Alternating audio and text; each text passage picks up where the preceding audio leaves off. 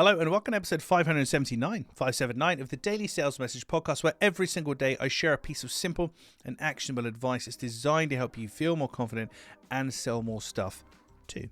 Now, in today's episode, we're talking about what I call meaningless words. Meaningless words. Now, having a clear sales message is all about having the most concise and commercially viable articulation of your offering. Every syllable, every letter counts. We want to think about what we're saying and make sure we're getting our point across in a really crisp way.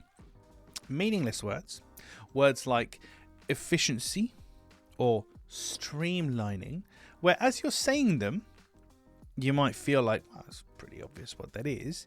For your buyer, they might not know. And what we're doing here is we're relying on their understanding of what efficiency looks like to them or what streamlining looks like to them, to then see if that's valuable enough for them. So avoiding meaningless words is my first piece of advice. We want to be as explicit and clear as possible.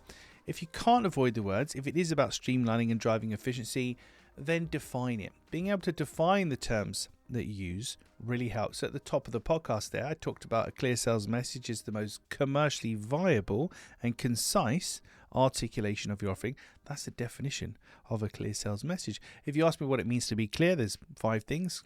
Client focused, logical, engaging, accurate, results driven. Those are the 5 markers I'm looking for something to be clear. I can define things to the nth degree, and you should be able to too. So if you're going to use words like streamline and efficiency, other things where it's a little bit wishy-washy and ephemeral as to what it actually means, either cut them out completely or tell me what you mean by that, because if I don't understand it, I can't buy it from you. And if I don't connect with it or understand why I should care about it, I can't buy it from you.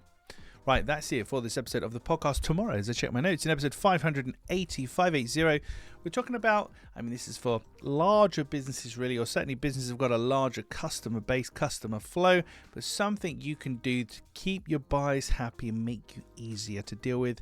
We'll talk about that in tomorrow's episode. In the meantime, if you haven't already, please hit the like, subscribe, share button, comment below wherever you're watching or listening to the podcast. It just helps us to reach more people and tell the algorithmic gods that at least 2 people out there have listened to this episode. Right, thank you for your time and attention. Always appreciated. Catch you tomorrow for another edition of the Daily Sales Message.